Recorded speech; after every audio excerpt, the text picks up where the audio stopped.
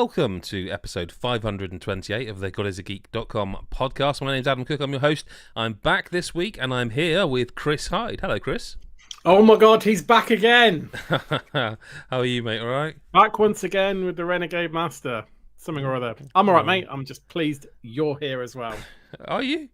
Yeah. Okay, Yeah, man. I'm just checking. Yeah, I'm back where I belong. Okay. I'm back playing second fiddle. That's my remit. But you're all right. Everything's okay. Yeah. I'm good, mate. I am good. Good. I'm pleased to see you, and I'm ready to talk some videogamies. Okay. Should we explain my absence or briefly? Well, I think you should. Okay. I'd hate, for example, for other people to suggest what the reason was, and for rumours to start. So, is it dramatic to say I had an operation? I mean, I think it's stretching it a little thin. A procedure. It's technically true. A procedure. But So I've been I won't, obviously this is a video game podcast, but I've been struggling with like a problem with the wisdom tooth since about February. Numerous things happened that didn't get it removed when it was supposed to be removed. Not my fault on this one occasion. I'm actually not to blame. Like, it was heavily decayed underneath. It was on the nerve, and it was getting to the point where basically I couldn't sleep anymore. So yeah, I eventually got that wisdom tooth took out, and for most of it, I'm still now I'm swallowing still I have to sort of pause to swallow, but it's going to take a little while to recover from that. But I was not in the place to be at a podcast because at the time, I hadn't had it out, and even had it out, and I hadn't slept for 2 days. So Chris Hyde, hero that he is, the people's champion. Mm-hmm.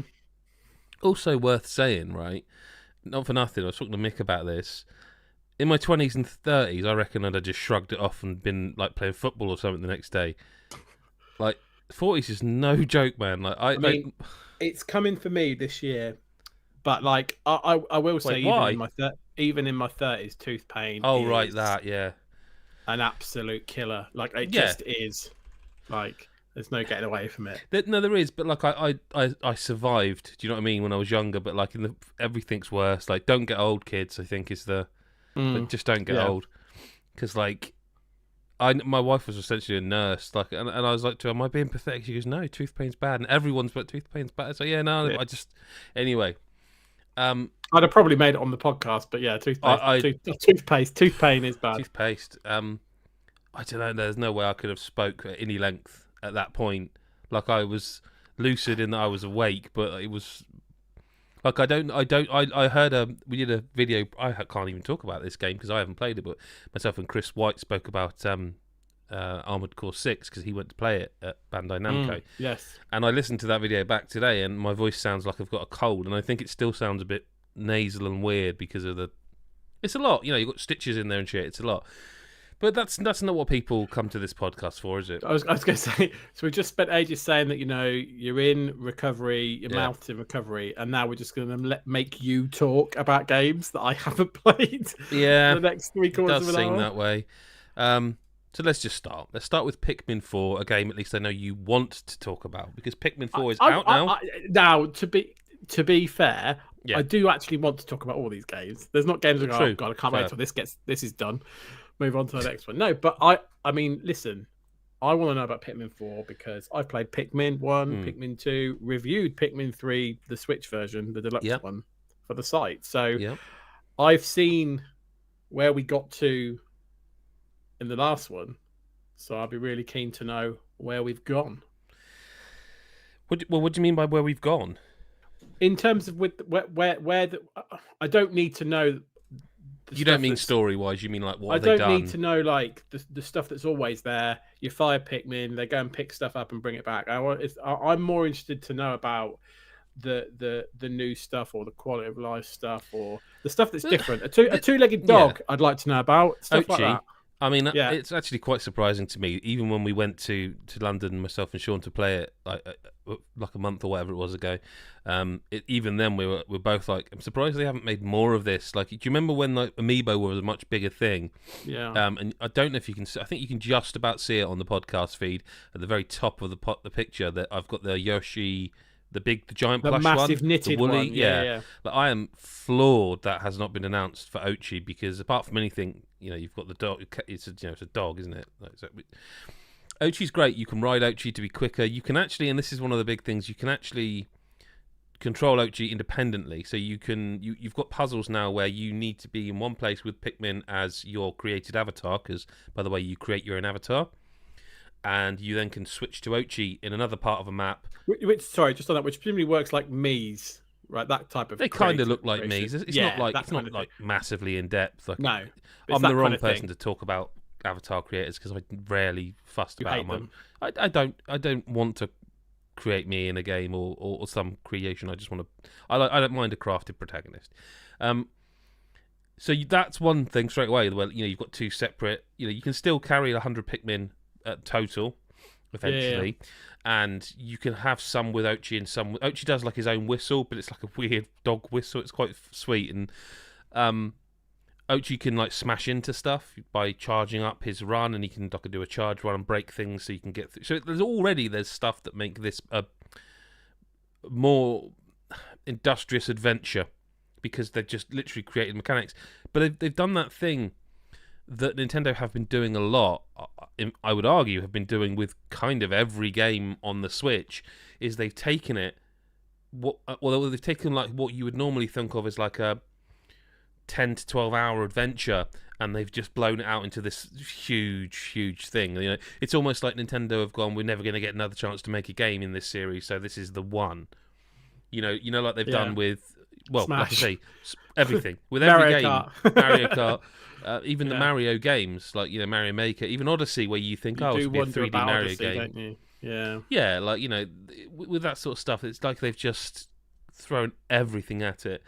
And so I think when I finished with 100% completion of every map, and I was over 30 hours, which doesn't sound like, oh my god, you 100%ed it in 30 hours. For a Pikmin game, 30 hours is a lot of hours. Well, the thing is as well, like with a Pikmin game, like it's not normally like it'd be like a run. Let's say a runtime. I can't exactly remember, but let's say the runtime was 10 hours. 100% would be like 14. Like it's not like 100. You're gonna get about 80% when you play it anyway. Do you know? Old ones, like the original ones, and then it was just like mopping up, literally.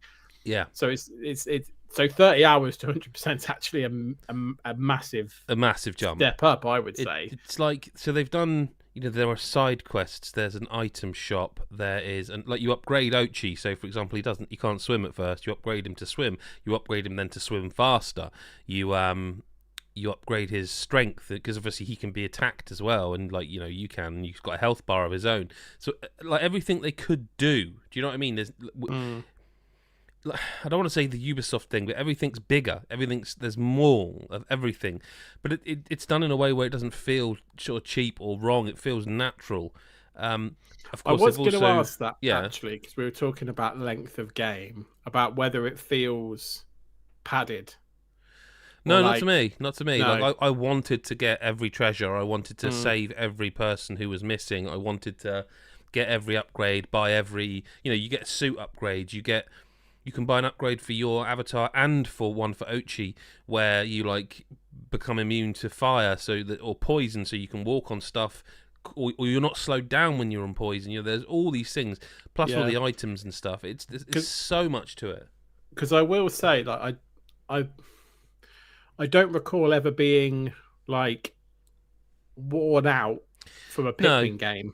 So like I never go, I just want to get this through this last level because I'm done with it. Do you know what I mean? You always go, it has they have like progression and not learning curves, but you open up different Pikmin and stuff like that, and it just sort of, it opens up in a natural way, and then it goes, and that's your lot, and it's it's a nice crescendo, and it's got a nice pace to it. So that's, I guess, it sounds like they've managed to maintain that, but just for a longer thing by having, I guess, more increments of progress. Yeah, like and options. It's all doled out very well, like in a timely manner. Like even the night stuff, like you don't get to do that immediately. I forget now when it is, but like after a certain amount of time, you will be introduced to the night excursions, which are kind of a completely different game in a lot of ways. Like, they basically turned Pikmin into more of a tower defense experience then, because you get the Glowmin, who you can only use, well, not only, but you mostly will use them in the night excursions. And the idea is that you need to protect these mounds that the glowmen live in by attacking the enemies, who get obviously worse at night, and you just have to. You can either survive the night by defending with your glowmen, or you can beat all the enemies, go out and get them, and then just you can end the mission early because you're so good. But then on top of that as well, excuse me, they've also got this thing called Dandori battles. Now, I do wonder going forward if this is going to be a thing, right? Because there's two types. One of them is it gives you like a set level with loads of treasure and enemies, and the idea is the more it's like it's scoring you as you do it.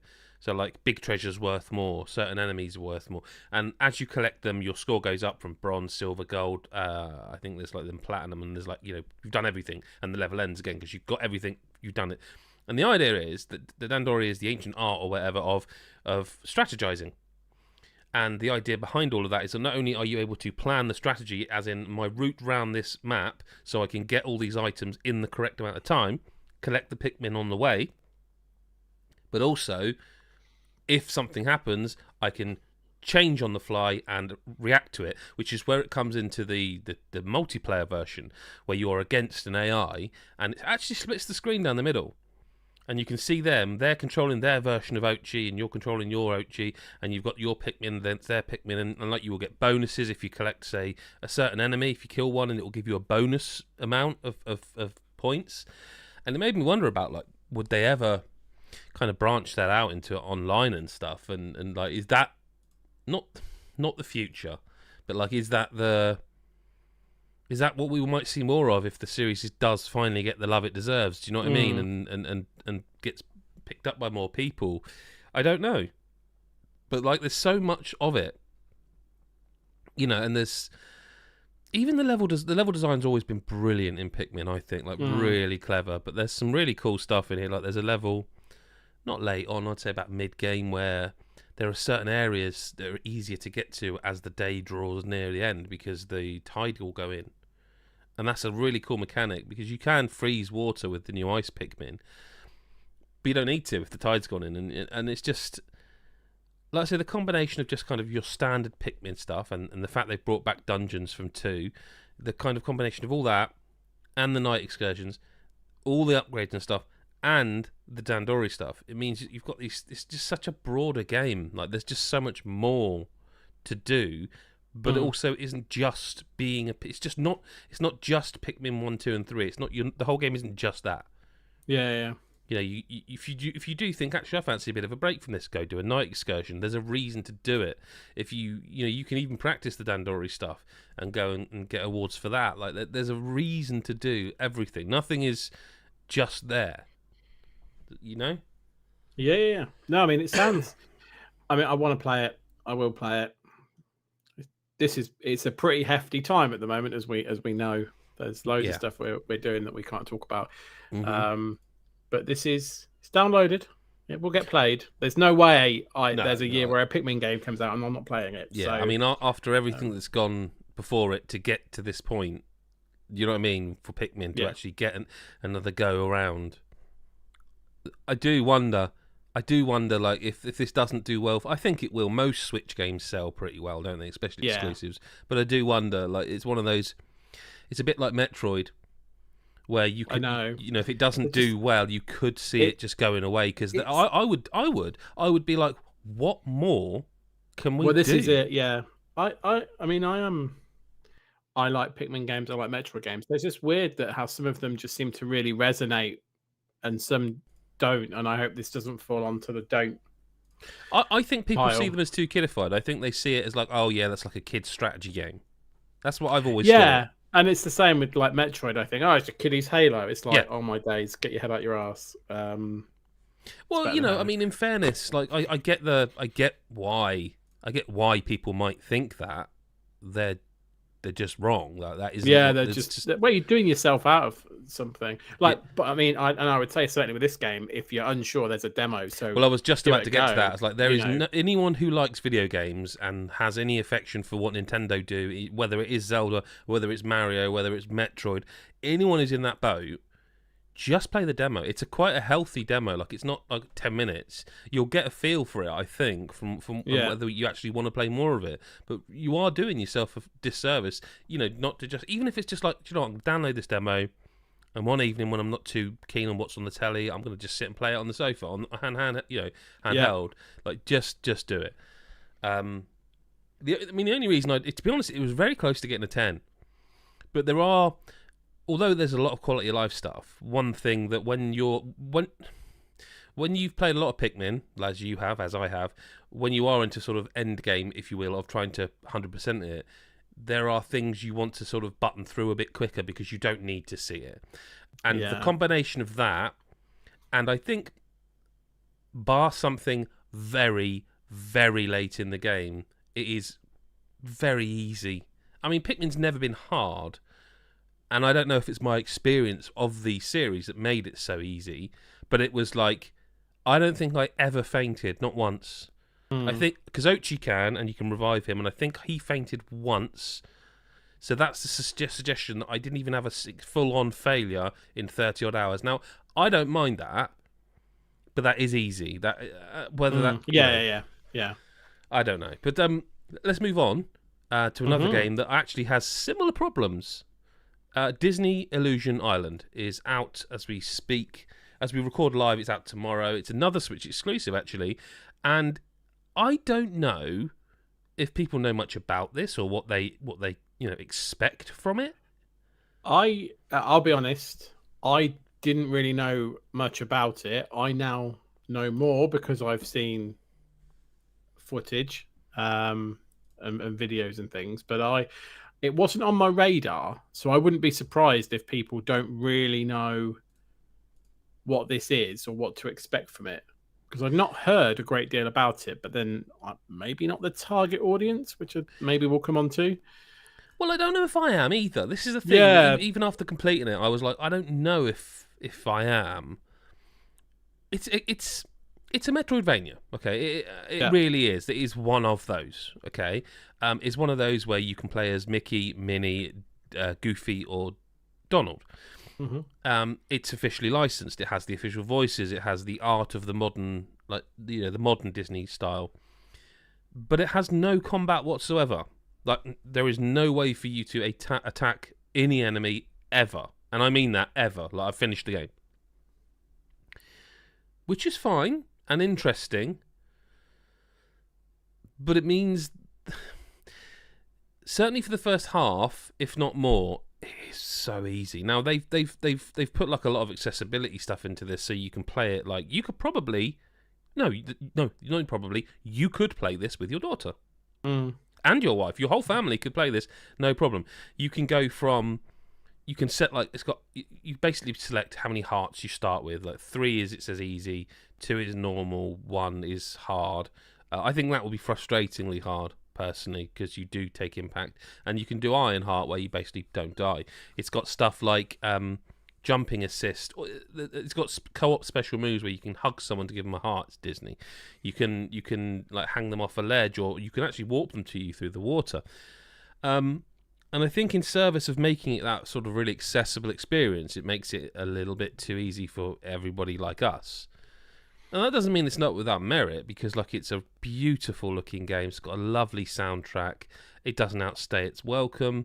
It's a collector's nightmare. Like, if you are a collecting person, I think I finished it in under 6 hours, but like, I could have played up to 10, I think, getting everything.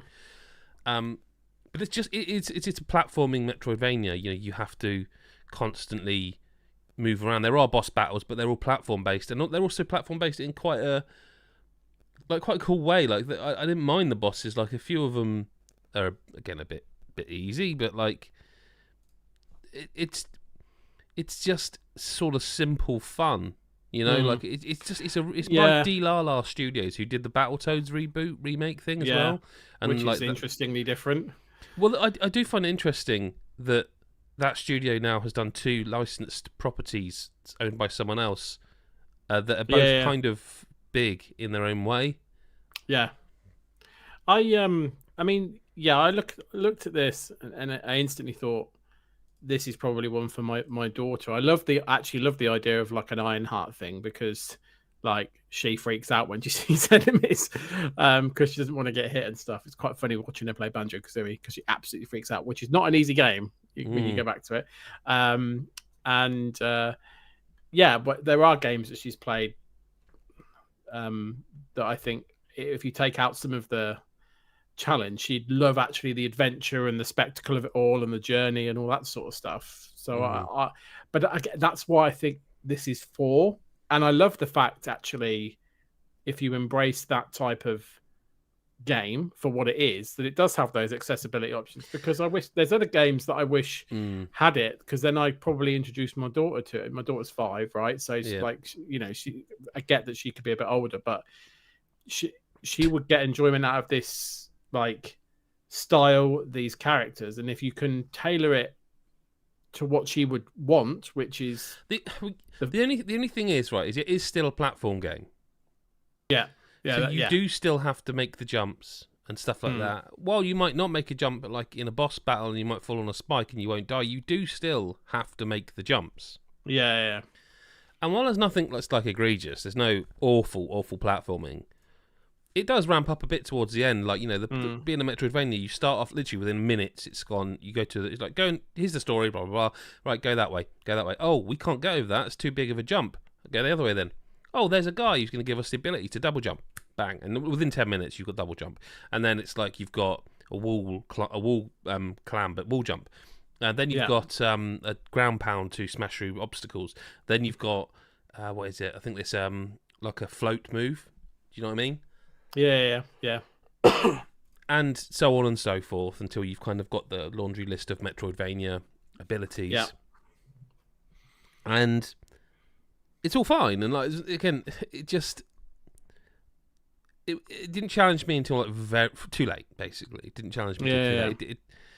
It's a really nice time, and I feel like what you said. Yes, it's definitely not. I don't think the more I thought about it, no, I'm probably not the target. Yeah, but I do think the target market might need a bit of help. Like it maybe would need a Chris Hyde playing as player 1. Yeah, that's the thing. Like, I mean, let's be honest. I'm not going to be like, oh, I'm not going to touch that game with her. She can just play it on her own. I'll leave her in a room on her own in the dark. But like, I get what you mean. You can't aim a game at kids and then the platforming get too difficult for kids. I take your point. It'd be interesting to see where it lands, because it feels like the right thing for her, because she'll know the characters, right? So it feels like a nice thing for her to try. So I might have to report back in a couple of weeks. It's summer holidays, so might have a bit of opportunity. One of the other things about it is I don't know. I've lost my train of thought. Like even early on, there's health pools you can walk into. But it really does. If the closest game to it, I guess, is Ori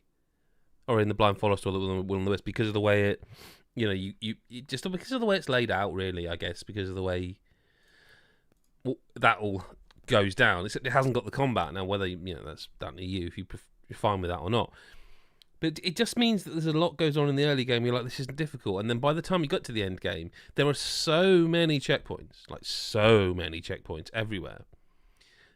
And I said this in the review, and I did this. This is the reason I said it in the review, is that I found myself, I'd be on one heart, and I'd be like, actually, it's better just to kill myself and spawn just there, because I don't want to go any further and die and then lose progress that way. Because everything's safe. Like if you get a collectible and you die immediately, it's fine. You've got the collectible.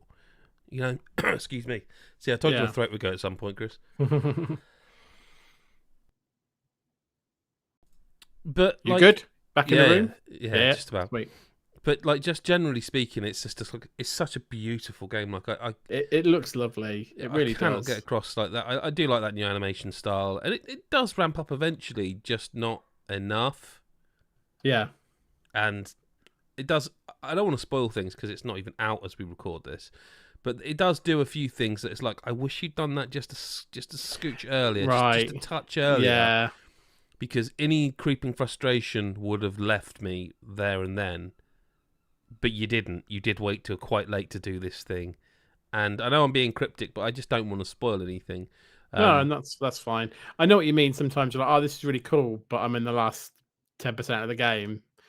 Like, I get it. Yeah, like I say, it's one that I'm looking at going, I'm not seeing it as for me, given everything else I've got to play, like Pikmin 4. But it is something I'd like my daughter to try, and maybe us together do it in the summer. Because it does very much look like she's played some 2D, platformer type games that are very gentle. So we'll see like how she gets on with this. Because even that has some quite difficult platforming, but there's low penalty for it. So we'll see if I can make it similar to that, which sounds like I can. So yeah, interesting. Well, it's definitely one for the family for me anyway. Absolutely, yeah. No, and it feels designed for co-op. I must admit, like it feels like it would be better that way. A game I got to play recently, not actually that recently, now a few weeks ago. EA Sports FC 24, Chris. I've actually played it. I've played the video game. The next FIFA. Sorry, it's not FIFA, is it? The next not FIFA. Yeah, and well, I've got so many FIFA in my head. FIFA 24, but it's not. So many thoughts on that. So many thoughts run through my head about that. Like, what will people call this? They want. I can tell you this, like, because there was a lengthy presentation too. In fact, before we got to play the game, they want people to call it FC 24. Yeah, which is fine, isn't it? I mean, that's what it is. Yeah, I just think it's going to take a lot of unlearning from what is it, FIFA. I mean, I played FIFA 95, so like, it's going to take a lot of unlearning for people. But yeah, I mean,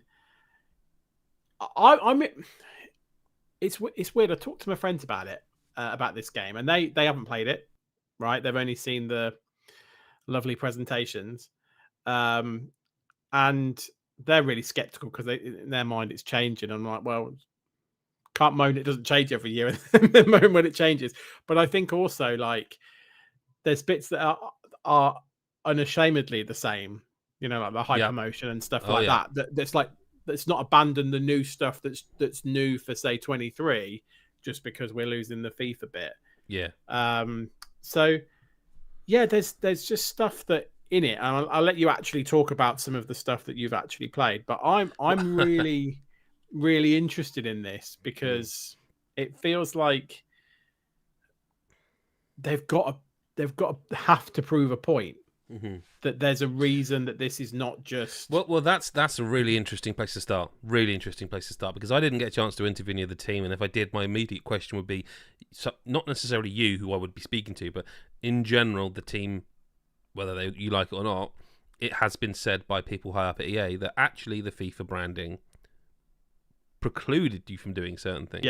Yes. What? Yeah, exactly. Tell me what in this game you couldn't have done. You can now do. Right, and because I've seen hints of it, and this is what I'm sort of leading toward. All the stuff they said sounded great, really interesting. Like all the Ultimate Team changes, the career mode changes, even some of the Pro Club stuff. Which is just clubs now, by the way. Sounded great. I didn't get to play any of that. Standard. I didn't get to play any of that, though. Like, I get it. You've got to get all this information out there. That's what people want to know. But then why not let us play that as well? The pre-beta build I got to play was very limited in terms of teams. There were 2 male teams, 2 female teams. One of the big things they're going on about this year is the play style. And it sounds really cool. Like on screen, if you're watching it, you can see like certain players have got a play style that might be like they sprint style. They run faster because they've got that play style. There are also play style plus, which again an icon appears above the head or on the bar. You can see, and that's like someone who is like an elite footballer who has that. They have that ability beyond anyone else, and so they have a play style and a play style plus. Right? They've added other. All of this is cool, and I've seen some of it, okay? But the thing is, it plays deeper into the game that I can't comment on. Like so in Ultimate Team, in career mode, all this playstyle stuff is incorporated into the game. Like in career mode, you can apparently, because you now hire, you have to scout matches ahead of time. So like you will look at Manchester United are coming up and you're playing as Arsenal, and so you would scout Man United ahead of time, and it would say they play this style of football, whereas you play, say, tiki-taka. So to counteract, Arsenal, Man United would be like quick counter, aren't they? Counter-attacking at the moment, so, annoyingly, but yes. Yeah.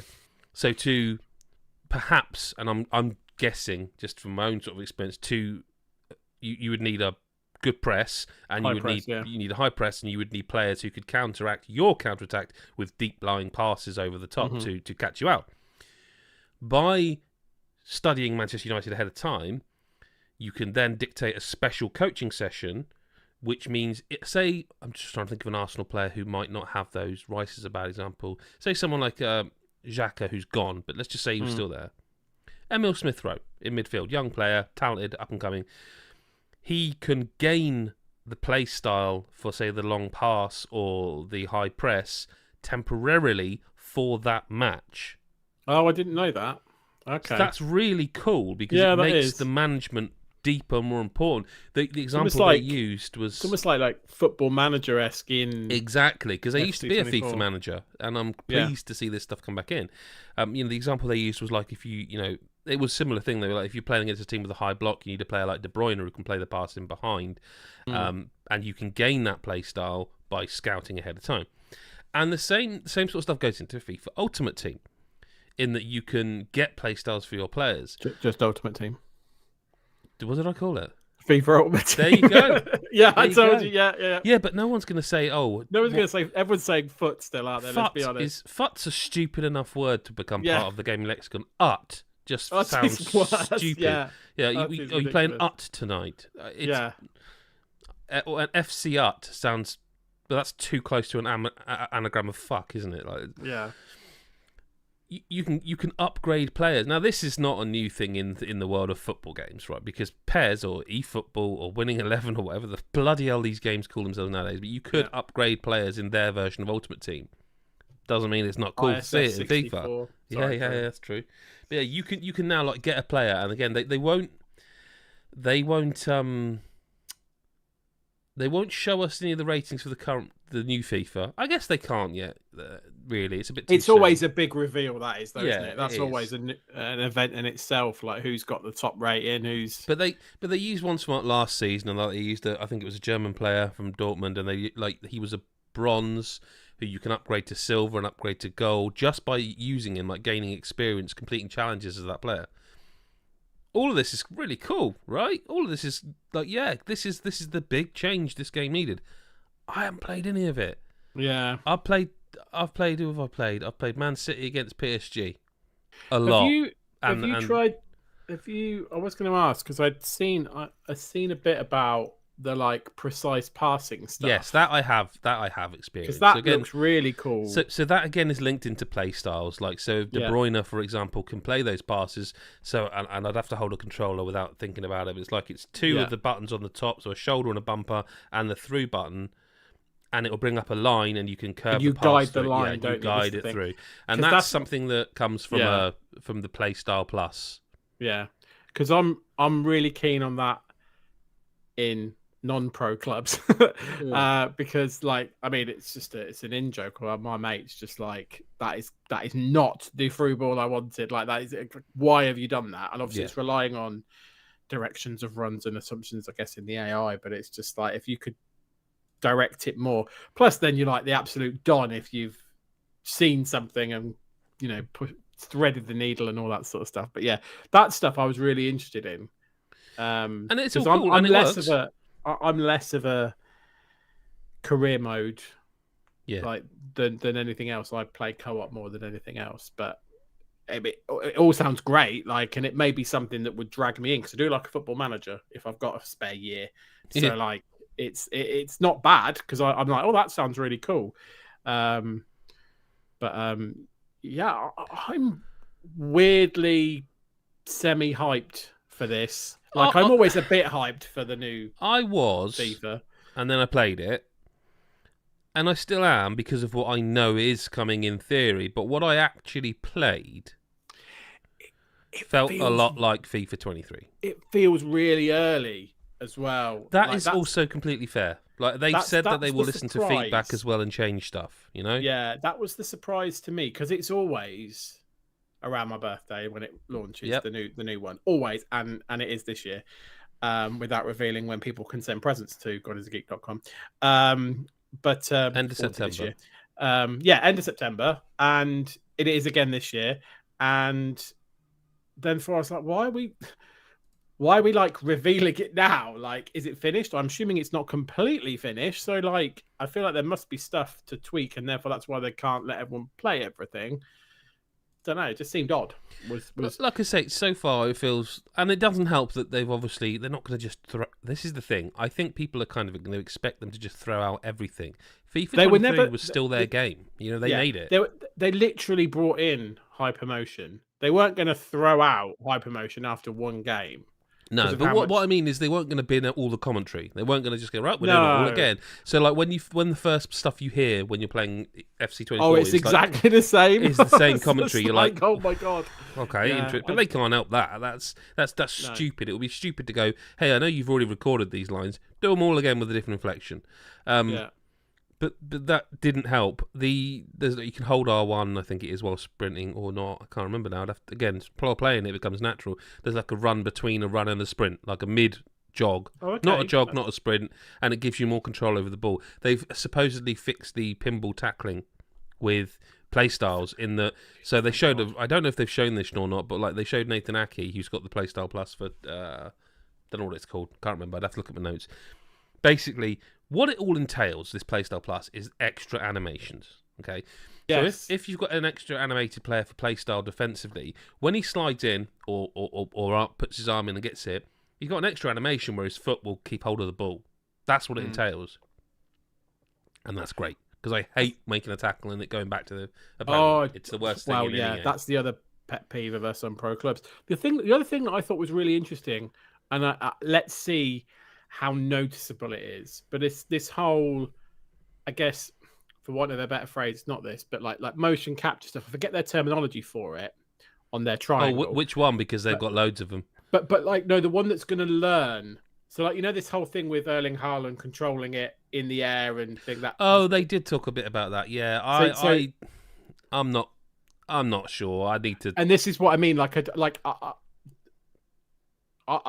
have to be reminded about some of these signature things that I should know about that are now in the game.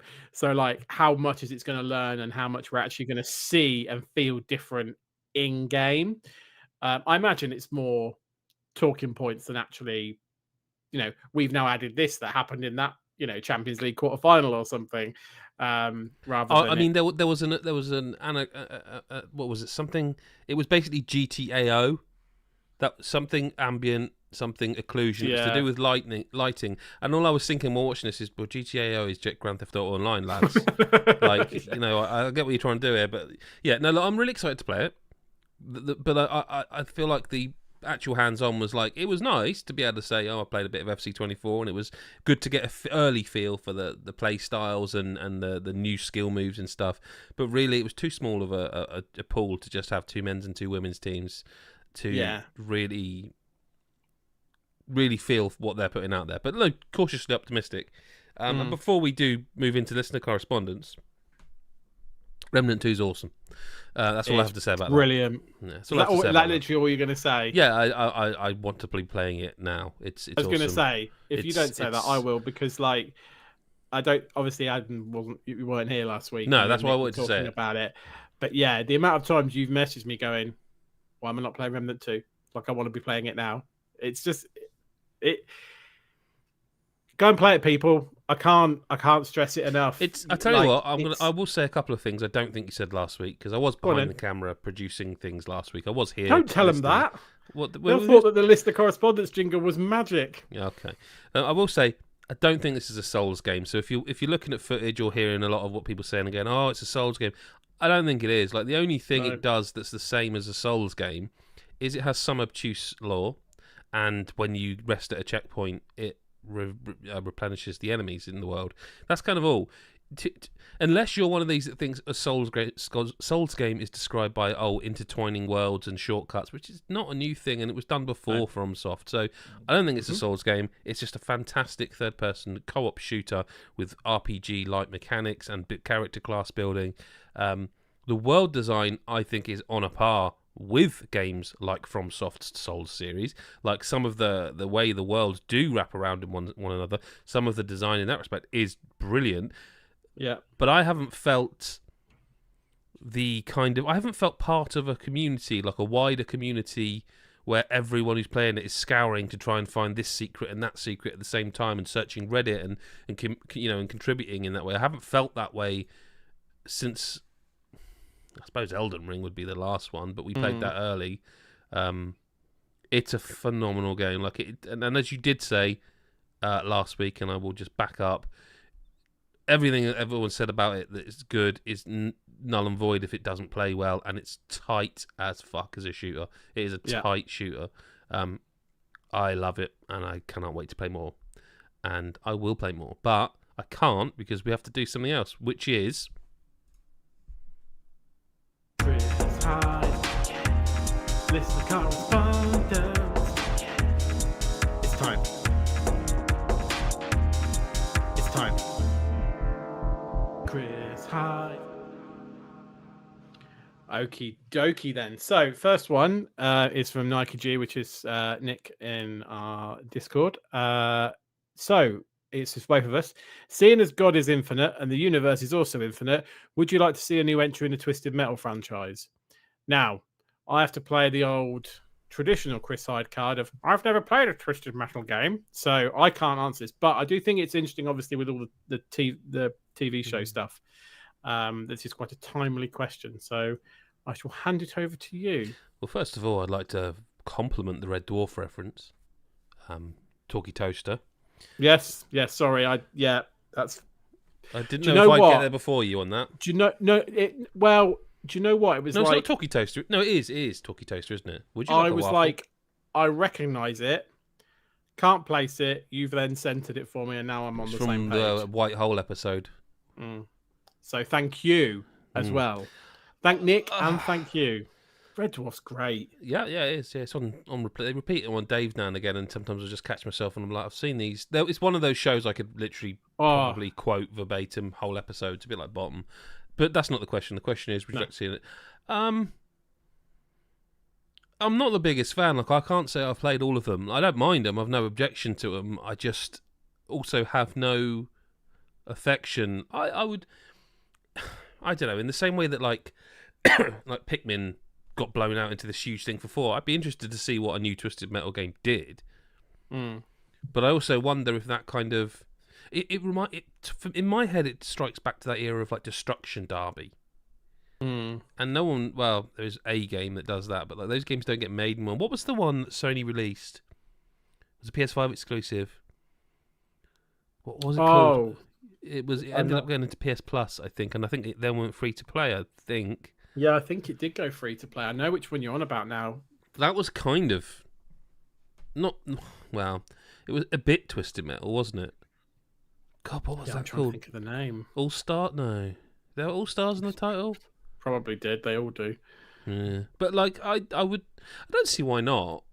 Like, I mean, if they haven't got one ready to go though, by the time the movie's out, I don't think it will happen because I know this is the thing. It's like if you're going to do it, you've kind of got to do it now, and not heard of Wreckfest. No, not Wreckfest. That was not but that's the Destruction Derby style one. Yeah. But then when is the Twisted Metal film due? Because like Gran Turismo's there was a Destruction All Stars. Sorry, there was a Destruction. There you go. That's what it was. That's probably what you're thinking. So when's Twisted Metal due? Because GT's soon, isn't it? Gran Turismo. GT is soon. I thought Twisted Metal is it not this year? I don't know. I don't really pay a huge amount of attention to the movie side of games because I find it all a bit weird. Like, like stuff like Assassin's Creed. Twisted Metal is this year. Well, hang on a minute. Is it today? Is it today? Well, that would certainly explain the timeliness of the question. That would certainly explain the timeliness of the question. I think it might be like today. I feel like if it was today, some marketing somewhere would have happened. I don't know. I find the whole movie things and games thing like meshing sometimes a bit weird. Like with Ratchet and Clank, I don't mind so much because it's not animation already. But like with Assassin's Creed, I almost feel bad for the writers because they're like, but we already wrote a story. It's called Assassin's Creed 1, 2, 3, 4. We did that already. So, I don't know. Yeah, I mean, I'd play it. Would I like to see it? The thing is with me, because it's one of those that passed me by at the time, but I know that there are some people that champion it. So if there was a new one, I'd definitely be interested, because it's like, I guess it's a bit like with Remnant. I missed the first one and people championed it, and I'm like, let's see what this is about. And then you could end up falling in love with something. So it's like, I'd be interested to see what it was. Would it not be like a combination of Wreckfest and Road Rash, but modernized in Road Rash? Bloody hell, what a game! Yeah, I mean, would I like to see it? I don't know. If they think there's a need to make that game, do it. I feel like it would have to do something more than just be a destruction derby. Like it would, like, I'm not sure that flies now. I'm not sure that's not that we're at a different time or anything like that. It's just like, is it enough to just release something like that today? Does it have to do something to probably entice people? Given all the games that there are, is that going to be enough for people? It certainly wouldn't be enough for me. I'd want it's Destruction Derby, but it also does this, or it's Destruction Derby with this, and that's what makes it cool, or something. Like, I'd want to, yeah. Don't know what that thing is. Like I've said before, I have no idea what the Nintendo Magic thing is, but I don't know. If you said, yeah, it's just like Destruction Derby, I'd be like, okay. But God, I'm an arsehole. What's next? Click that again. Yeah. So we've also got questions from Mick, who's done questions for you and then questions for me. So first one, do yours first. First one for you is, if someone had 50 quid and wanted a Pikmin game, would you recommend they get 4 now, 3 deluxe also on Switch, or the 1 and 2 bundle on Switch? I think probably 4, because it's just like the pinnacle. I don't. Given what you've said, you'd struggle to go back to them afterwards. Yeah. But I still think 4's just a great time. Yeah. No, 100%. It's I mean, I haven't played the 4, but after what you've said, I'd probably say, why would you go? Because surely you'd end up playing one of the others and go, I want 4 now. Yeah, 4. Did you try Ratchet & Clank on deck? If you got code, how is it if you did? I can't answer that. I haven't got it, so I don't know. No. So no and don't know. Do you know why there were no reviews for it on launch day or prior? Well, nobody got access to it. So I was going to say, I thought it was an access thing, wasn't it? I don't know, but I don't know why. I think that's what he's getting at, and I don't know the answer to that. Maybe Sony felt a bit burnt after the whole Last of Us thing. I don't know. I really don't know. No. I think we talked about this a couple of pods ago. Are you planning to play Baldur's Gate 3, and are you excited for it? I would like to. I just it's a lot of the marketing leading up to the launch has been like how big it is, and that doesn't make me excited. When not because it's quite in 100 hours of cutscenes, I'm like, I want to play it, but I can't. Mm-hmm. And I just feel like it'll be one of those ones I daren't start. Because... Well, I don't think I've played any of the others. All the games it's based on, as everyone loves. So it's like, I kind of want to know what the fuss is all about, but I haven't got that much time. I don't know anyone who has. No, I mean, isn't it like something like 40 hours for the first act or something? And that's what people had as like the early access. I don't know how that will shake down when they probably rejiggle things. I don't know. I really don't know. It's the truth. So. Okie doke. Did you play Divinity Original Sin or Disco Elysium? I haven't played Original Sin 2, and I played a little bit of Disco Elysium and really liked it. But again, it was at a time when there was so much going on and I didn't have time. So, yeah. I mean, it's not my question, but like both of them, I've played a bit of both of them, but they're both meaty, and I forget why I've not played more Divinity Original Sin 2. But yeah, Disco Elysium was definitely the same thing for me. I was like, I want to try it, but then other things came along and I never went back. Not because I didn't want to, but because it was a very interesting, quirky game. But it's bloody time machines, isn't it? It is. And then he's asked 2 questions that he's actually asked me as well, so we can do them together. Cool. What game are you hyped for in August? As he casually opens up a website with all the listings of all the video I would game go for either Immortals of Avium, because I kind of want to know if it looks really cool, but it really needs to feel good, so I don't know until I play it. And I'd probably go for Sea of Stars. Like, I really like The Messenger, and the fact they've just I kind of love it. SteamWorld do this, don't they? Like the SteamWorld team, where they make a game, it's great. They make another game, completely different genre. Okay, that's great. Just do it again. The Messenger and Sea of Stars are apparently linked in terms of narrative somehow, but they are so totally different that I'm really excited to see what that team delivers. Because I remember the Messenger had a superb soundtrack. It played really well. Like they got it. It was retro looking, I suppose. That's the only similarity. But I'm really excited to see. I'm really excited to see Sea of Stars. Really am. Yeah, I mean, for me, it was easily Sea of Stars. It was one of the games that I think we were saying at the end of last year in terms of most anticipated for me. I'm like, it's up there for me. So it's in August. So that's the win for me. I do hope there's some others that I'm not super hyped for that end up surprising me, a bit like what Remnant did in July. Like, I'm interested in it, but then I'm sort of like, wow, this has gone from what I thought would be good to what's great. Nintendo's release in August? Have I forgotten? There isn't one, is there? Well, that's what I was just looking at our list, and either I've forgotten to add it to our list, or that's weird, right? Yeah, normally relatively one a month, aren't they? Although they didn't have one in June. You sure about that? I thought that was May. June? No, you might be right. I thought that's because it was May, you're right. Well, Master Detective Archives Raincoat was June. It wasn't so them, but it was an exclusive. No, fair comments. There you go.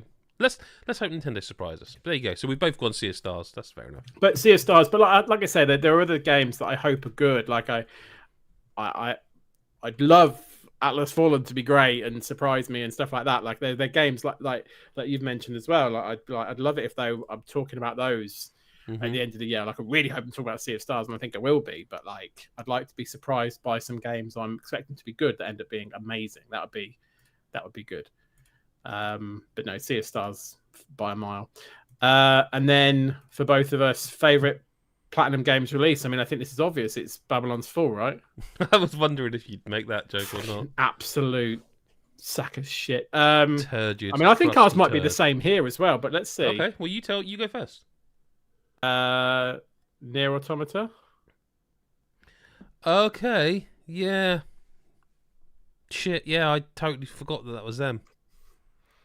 Yeah, no, it is. Oh, look, just to be different, I'll say Astral Chain. Astral Chain. That was the... do you know what? There were two, because I was like, which ones would I be like, if they made a sequel or an inspired by game, am I like would be most hyped for? And it's those two. So, yeah. I mean, I love Vanquish. Bayonetta 2 is wonderful. Yeah, it's Nier, isn't it? But Astral Chain, I love that Astral Chain's great. Cool. So do you want to do... I will let you cough and clear your throat before you do my question. I'm struggling a bit. But Chris, are you planning on doing a retrospective for Xenoblade Chronicles 3 Future Redeemed, since it's likely been ages since you finished it now? Yeah, I mean, I'll do the retrospective in 2026 by the time I've actually got around to playing it. He knows. And I'm sorry. I knew this would happen. Adam keeps giving me games. It's his fault. Let's blame him. Fault. I'm not going to take any responsibility for my life. I'm sorry. Have you played Remnant 2 on PC with gyro? I've played Remnant 2 on PC with an Xbox controller. So no. So no, I haven't actually. I haven't, and I obviously haven't tried like mousy because I can never really get on with it. I imagine it's probably better, but I don't know. I'm pretty shit up with a controller, so I don't need gyro controls to have better aiming. I'm too good. It would be unfair on the game if I had gyro controls. So no. Favorite game soundtrack of the year so far? I can't answer this. Like I think it would give too much away. We haven't got a best soundtrack, obviously, award at the end of the year, but audio we have, and I feel like it's too close. I don't. It hadn't occurred to me, to be honest. Really? Yeah, right. I didn't think. I'd have deleted the question if I thought it was going to ruin the Gotties. Path Traveler 2. Oh shit! Yeah. Fuck. So I was going to say, I really, really do like the incidental music and world music of Remnant 2. Like the ward music is phenomenal. I love Remnant 2. I really liked Oxenfree 2's music as well, actually. But I mean, every time I turn that game on, Octopath, it just makes me feel great, and the different tunes for the characters and stuff. It's so good. So I mean, let's see what happens at end of year, because apparently I've not just revealed my hand. Also, by the way, Mick's been in the chat. June was everybody 1-2 Switch. Oh, so they didn't release anything.